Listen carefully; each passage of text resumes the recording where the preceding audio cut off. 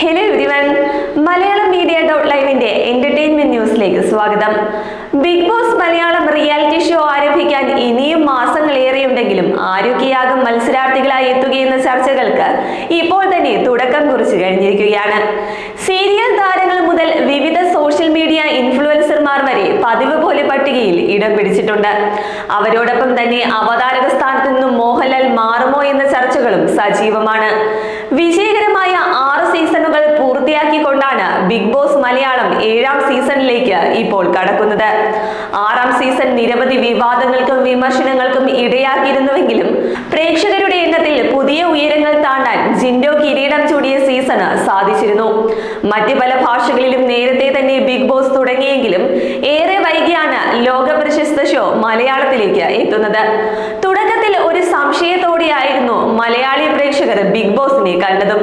ഏതാനും വർഷങ്ങൾക്ക് മുൻപ് മറ്റൊരു ചാനലിൽ സംപ്രേഷണം ചെയ്ത മലയാളി ഹൗസ് എന്ന റിയാലിറ്റി ഷോ സൃഷ്ടിച്ച നെഗറ്റീവ് ഇമ്പാക്ട് ബിഗ് ബോസിനെയും ബാധിക്കുമോ എന്ന ആശങ്കയും ശക്തമായിരുന്നു. മത്സരാർത്ഥികളുടെ പ്രകടനത്തിനോടൊപ്പമോ അതിനേക്കാളേറെയോ ബിഗ് ബോസ് മലയാളികൾക്ക് പ്രിയങ്കരമാക്കിയതിന് പിന്നിലെ പ്രധാന കാരണം മോഹൻലാൽ എന്ന അവതാരകനായിരുന്നു. സൽമാൻ ഖാന്റെയും കമലഹാസന്റെയും അഗ്രസീവ് സ്റ്റൈൽ മോഹൻലാൽ പുറത്തെടുക്കുന്നില്ലെന്ന വിമർശനം ചിലർക്കുണ്ടെങ്കിലും കുടുംബ പ്രേക്ഷകരെ തൃപ്തിപ്പെടുത്തുന്നതായിരുന്നു താരത്തിന്റെ തനത് ശൈലി. 6ാം സീസണിന്റെ തുടക്കത്തിലും മോഹൻലാൽ അവതാരക സ്ഥാനത്ത് നിന്നും മാറുമോ എന്ന ചർച്ചകൾ സജീവമായിരുന്നു. സുരേഷ് ഗോപി അടക്കമുള്ളവരുടെ പേരുകളായിരുന്നു അന്ന് പ്രധാനമായും ഉയർന്നു കേട്ടത്. എന്നാൽ സകല അഭ്യൂഹങ്ങളെയും തള്ളിക്കൊണ്ട് മോഹൻലാൽ തന്നെ 6ാം സീസണിലും അവതാരകനായി.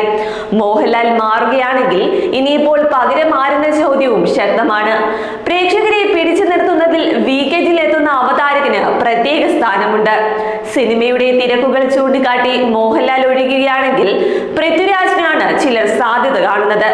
എന്നാൽ മോഹൻലാലിനെ കൈവിടാതിരിക്കാൻ ബിഗ് ബോസ് അധികൃതർ അവസാന നിമിഷവും ശ്രമിച്ചേക്കുമെന്നതിൽ സംശയമില്ല. ഒരു ഘട്ടത്തിൽ മോഹൻലാലിന് പകരക്കാരിയായി നടി മമത മോഹൻദാസിനെയും പരിഗണിച്ചിരുന്നുവെന്നാണ് ചില ബിഗ് ബോസ് കേന്ദ്രീകൃത യൂട്യൂബ് ചാനലുകൾ അവകാശപ്പെടുന്നത്. അതേസമയം തമിഴിലെ പുതിയ സീസണിൽ കമൽഹാസന് പകരം വിജയ് സേതുപതിയാണ് അവതാരകനായി എത്തിയിരിക്കുന്നത്.